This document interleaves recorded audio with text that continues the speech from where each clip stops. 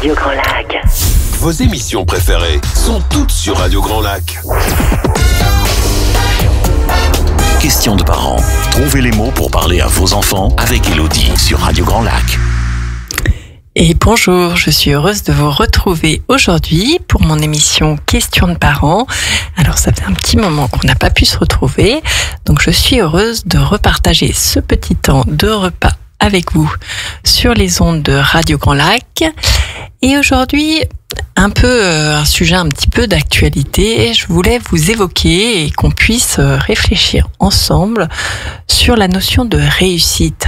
Et oui, la fin d'année, c'est toujours bien chargé, bien bousculé. On prépare les vacances, mais c'est là aussi où tout le bilan de l'année et tous les examens, les passages au niveau supérieur vont se jouer, ou du moins vont être débattus.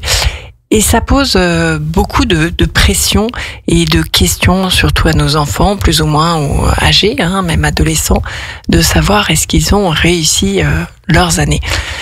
Et aujourd'hui, je voulais vraiment m'arrêter un petit peu sur cette notion de réussite qui est quand même donc très présente dans notre société actuelle, où on a tendance un petit peu à donner une valeur aux choses au travers de la réussite que cela engendre. Et vraiment, aujourd'hui, c'était un petit peu prendre ce temps de pause, de repas, pour nous questionner qu'est-ce que la réussite telle que définie dans la société, mais qu'est-ce que, pour nous, on pourrait vraiment choisir comme réussite pour nos enfants.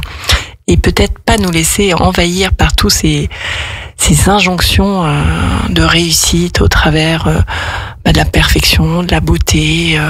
Quand je regarde un petit peu, la réussite, ça se chiffre pour les films au nombre de tickets d'entrée, alors peut-être plus en niveau qualité, aussi au niveau du nombre d'Instagram, de followers, et on en oublie peut-être l'essentiel, la qualité, la valeur du message, la forme, le fond, et c'est vraiment ça aussi que je souhaite questionner et ouvrir aujourd'hui. Parce que pour nos enfants, est-ce que vraiment la réussite est une finalité ?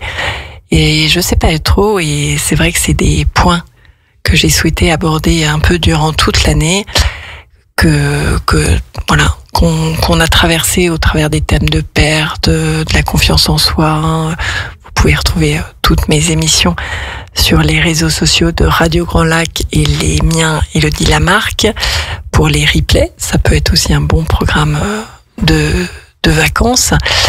Mais en fait, oui, la réussite, ça vient nous chercher véritablement sur le sens de la vie, là où on place l'importance, là où on place les critères. Et souvent, on a un peu tendance à oublier que, comme la perte, les échecs peuvent faire partie de la vie et que c'est des apprentissages qui sont vraiment très importants et dès le plus jeune âge. Et ça, on oublie un peu de les mettre en évidence pour les valoriser, et on verra dans la deuxième partie d'émission vraiment l'importance que ça peut avoir pour notre enfant sur la confiance en soi. Actuellement, oui, comme je disais, on met vraiment le spot de lumière sur la réussite. Oui, mais avant la réussite, il y a toute une séance d'apprentissage qui a pu passer par un certain nombre d'échecs. Et quand j'échange avec des enfants vraiment au cabinet, j'ai vraiment des enfants qui peuvent être vraiment stressés, d'échouer, aussi bien par rapport à eux-mêmes, mais aussi par rapport au regard que ça peut, que leurs proches vont porter. Et ça, un petit peu à tout âge.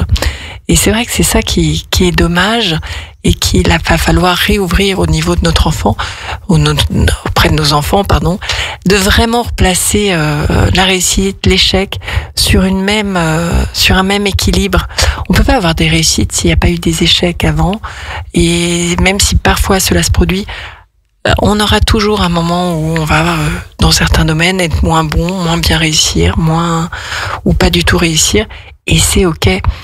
Je crois que j'avais lu qu'un enfant qui apprend à marcher, on retient vraiment le moment où il a marché, mais il a fallu tomber entre 2000 et 4000 fois avant pour apprendre à trouver cet équilibre, cet élan pour se tenir debout, se muscler aussi pour apprendre à marcher.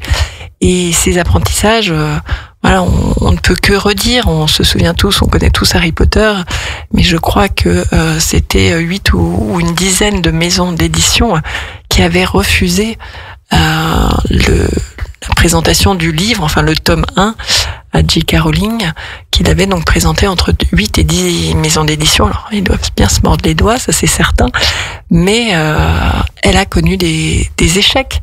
Même Disney, les premiers projets qu'il avait fait autour de son Mickey n'avaient pas été retenus parce que pensant qu'une souris... voilà. Alors, c'est vraiment aussi apprendre à replacer à ça dans notre discours pour les enfants. Parce que la question majeure va être qu'est-ce que nous souhaitons, et ça on l'a déjà abordé sur le sens de la vie, hein, c'est vraiment une question qui me tarabusque et qui jalonne tout mon parcours. C'est qu'est-ce qu'on veut montrer, qu'est-ce qu'on veut apprendre à notre enfant, quel est un peu les objectifs de notre accompagnement, de notre présence auprès de nos enfants pendant toute leur enfance et adolescence. Et c'est souvent bien de se rappeler, on n'est pas là pour forcément que à la fin ils soient les plus beaux, les plus forts, les plus performants et qu'ils ont absolument tout réussi. On est là vraiment en tant que parents pour accompagner nos enfants à essayer de les rendre les plus autonomes possibles, puisque l'objectif d'être parent et d'accompagner nos enfants, c'est à un moment savoir qu'ils vont devoir voler et de leurs propres ailes. Alors c'est vrai que si on a des jeunes enfants, ça peut être un peu bizarre de se projeter déjà là-dedans, mais c'est quand même ça aussi la finalité, c'est de faire de nos enfants des adultes qui seront autonomes, qui sauront faire des choix, leurs choix, qui sauront vivre en groupe, qui seront respectés. J'aime bien le mot écologie, c'est-à-dire entrer en relation avec son environnement relationnel, les personnes, mais aussi les matières, la matière, les objets, mais aussi toute la planète, la nature, de façon saine, juste et responsable, donc écologique. Et aussi nos enfants, ce qu'on souhaite, ça soit des adultes qui savent gérer leurs émotions, qui savent les reconnaître, les comprendre, s'adapter et aussi bien s'adapter aussi aux émotions des autres. Et je pense que toute cette finalité, vous n'hésiterez pas à me dire sur les réseaux si vous voyez d'autres finalités, mais globalement, ça va être cela, les grandes missions de parents, donc comme voilà, les rendre autonomes, les savoir faire vivre dans le groupe et de savoir bien gérer ses émotions pour pouvoir prendre ses décisions, ses choix dans sa vie par rapport à eux-mêmes. Et tout ça passe pas forcément que par la réussite.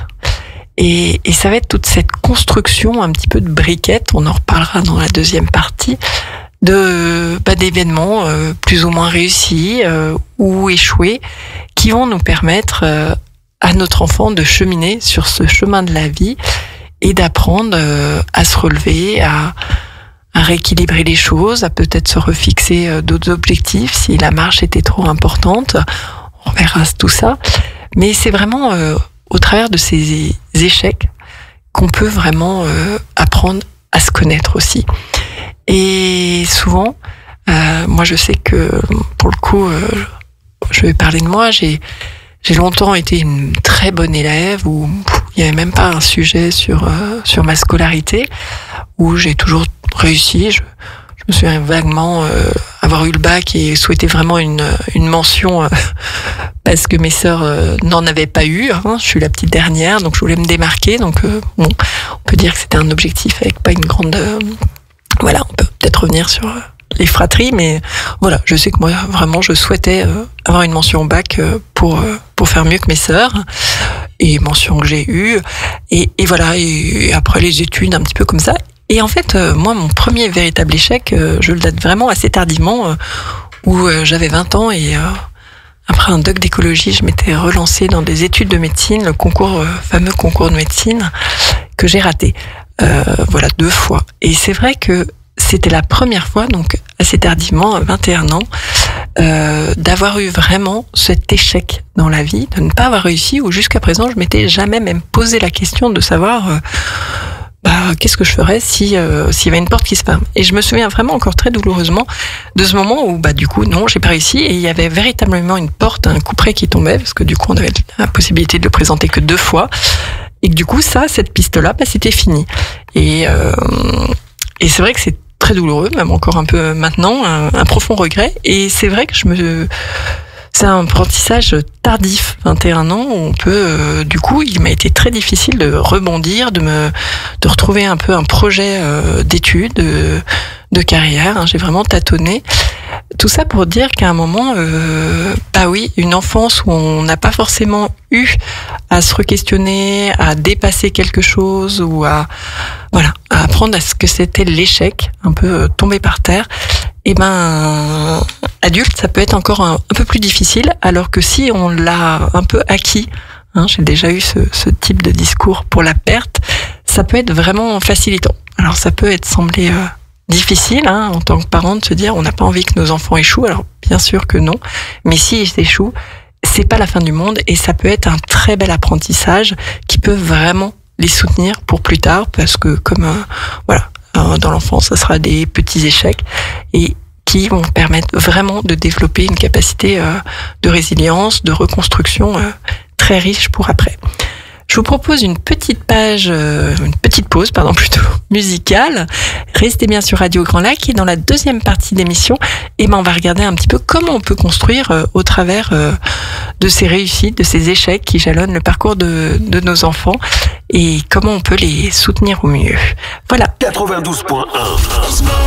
Les bonnes ondes de Radio Grand Lac.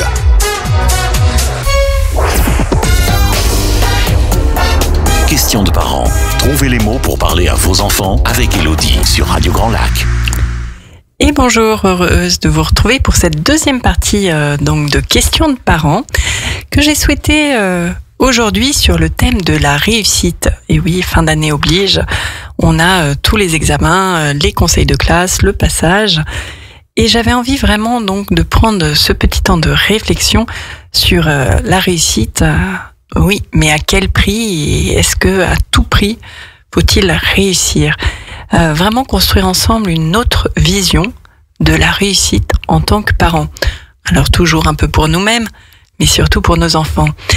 Du coup, dans cette première partie que vous retrouverez en replay sur tous les réseaux de Radio Grand Lac, j'avais évoqué quand même que actuellement la société nous impose quand même beaucoup de critères de réussite, et qu'on peut notamment avoir envie, et c'est tout entendable, que nos enfants réussissent. Mais à quel prix, comme je disais, parce que souvent on en oublie que l'échec pouvait être vraiment salvateur et nous apprendre beaucoup de choses, et permettait de construire quand même une sorte de résilience, capacité à se questionner. Et du coup, dans cette deuxième partie d'émission, vraiment revenir un peu toujours plus pratiquement au quotidien.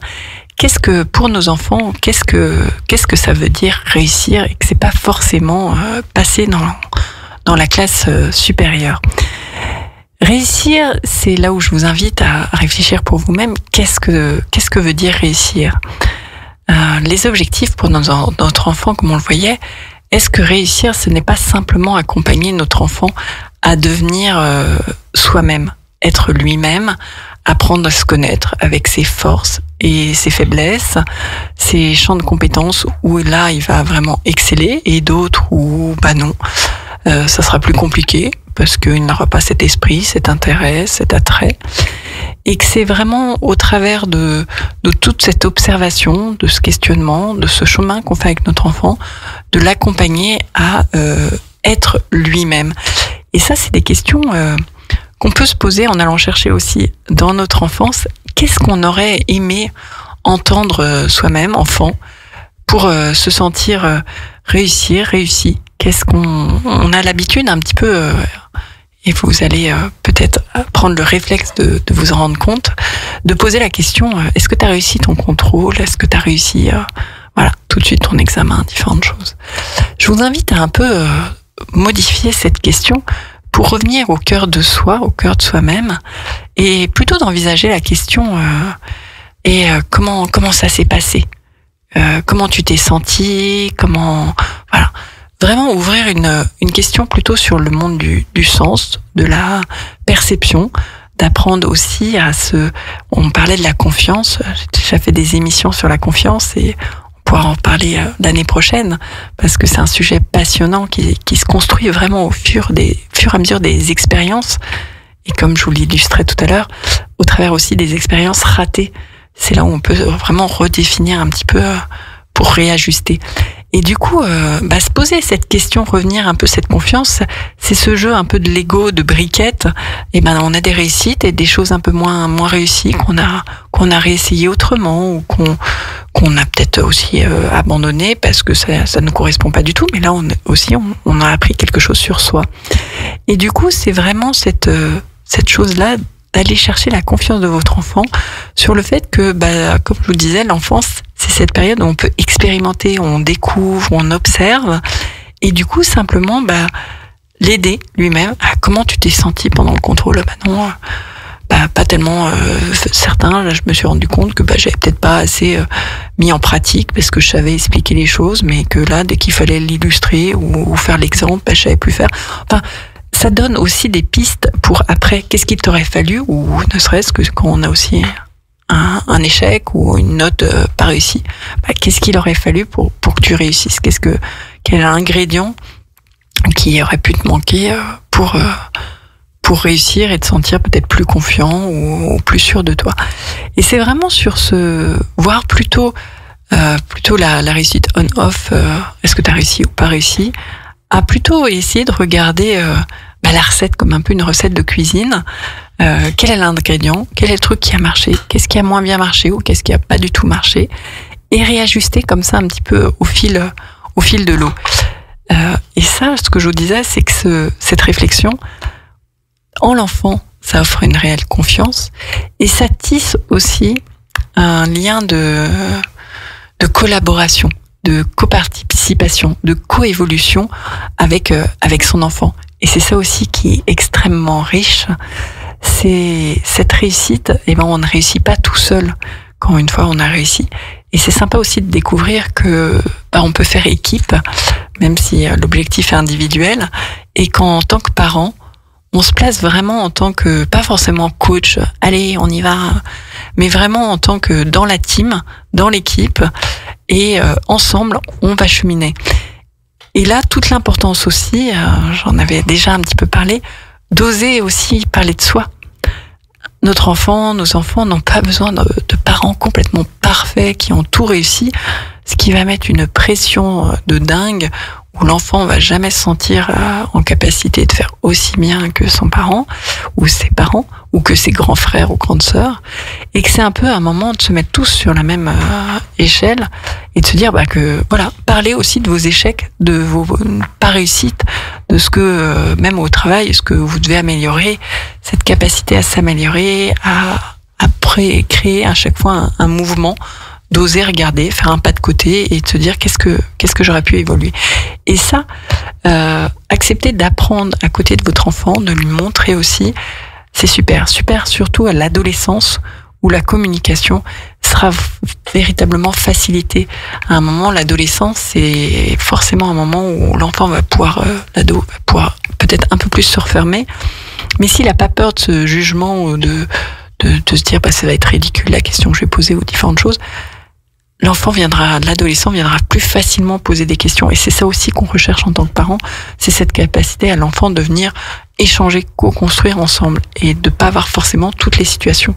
Donc parler de vos propres échecs fait vraiment partie de la réussite de la communication avec vos enfants, mais de la réussite aussi de l'apprentissage de votre enfant. Et ça, vraiment, je trouve que l'été est toujours un moment où le rythme se ralentit, où on a un peu des temps différents, puisqu'on n'est pas en train de courir avec les horaires scolaires. Et du coup, ça peut être sympa aussi de se mettre un peu à apprendre des nouvelles choses, à observer des nouvelles choses, et de se mettre vraiment à la hauteur d'enfant et de co-créer ensemble des activités. Parce que la réussite, ce n'est pas que scolaire. On peut placer aussi plein de choses sur la réussite émotionnelle, physique, relationnelle. comme je vous disais dans la première partie, les besoins de trouver son autonomie, d'apprendre à être avec les autres et de se connaître soi.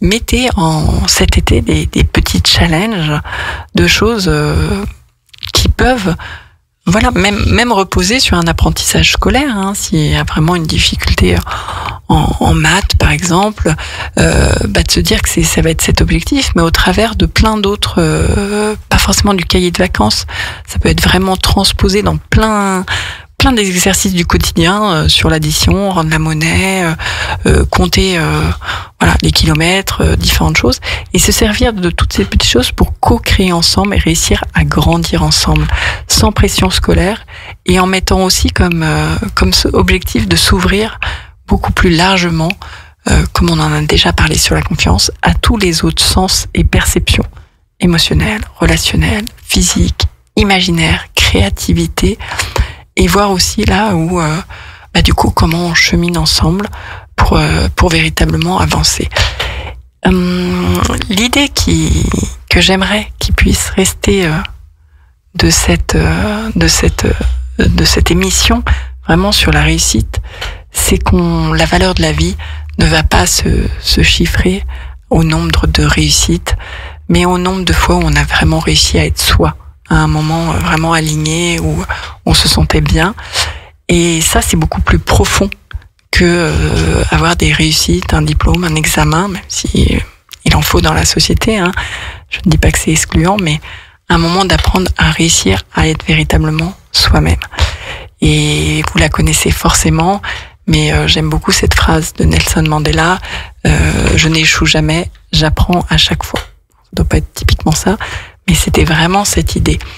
Donc vraiment, restons en lien avec nos enfants. Osons poser des questions un petit peu différentes de qu'est-ce que tu as ressenti, comment ça s'est passé, et vraiment le laisser cheminer entre réussite et échec. Et ça sera une de nos plus belles réussites le jour où notre enfant arrivera aussi à vivre l'échec et à comprendre le sens de l'échec aussi bien que celui de la réussite. Je vais vous laisser sur les ondes de Radio Grand Lac pour la suite de nos mercredis de la parentalité avec Pauline et son émission Parents Autrement.